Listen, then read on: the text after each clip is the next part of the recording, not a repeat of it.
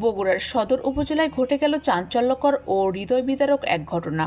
লোকলজ্জার ভয়ে নবজাতক সন্তানকে গলা কেটে হত্যা করে পুকুরে ফেলে দেওয়ার অভিযোগ উঠেছে মা ও তার বর্তমান স্বামীর বিরুদ্ধে। এই ঘটনায় এলাকায় ব্যাপক চাঞ্চল্যের সৃষ্টি হয়েছে। পুলিশ ইতিমধ্যে অভিযুক্ত দুজনকে আটক করেছে।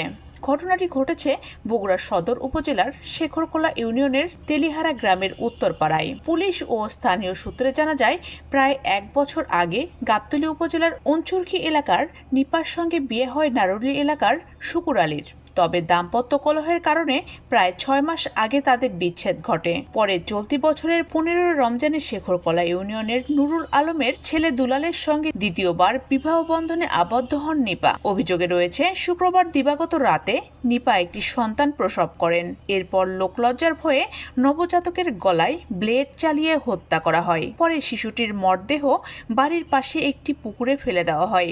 শনিবার দুপুরে ঘটনাটি এলাকায় ছড়িয়ে পড়লে স্থানীয়দের মধ্যে চাঞ্চল্যের সৃষ্টি হয়। খবর পেয়ে বগুড়া সদর থানা পুলিশ ঘটনাস্থলে পৌঁছে অভিযুক্ত নিপা ও তার বর্তমান স্বামী দুলালকে আটক করে থানায় নিয়ে যায়।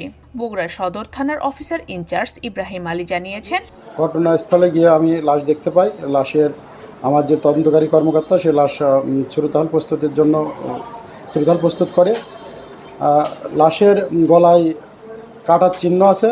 এই ঘটনা এলাকাবাসীর দাবি ছিল কারা ঘটনার সাথে জড়িত তাদেরকে যেন খুঁজে বের করা হয়। আমরা তাৎক্ষণিক চেষ্টা করি।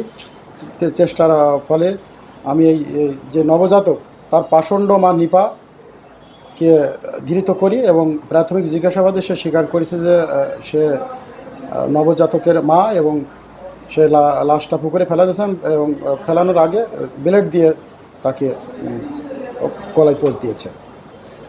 ধারণা করা হচ্ছে যে মহিলার বিয়ে হয়েছে 2 মাস আগে রমজানের ভিতর, কারণ আগের স্বামীর সন্তান হতে পারে এই জন্য তার এটা হাইড করার জন্য বা চিহ্ন না রাখার জন্য সে এই কাজটা করেছে। প্রাথমিকভাবে এটা ধারণা করা হচ্ছে।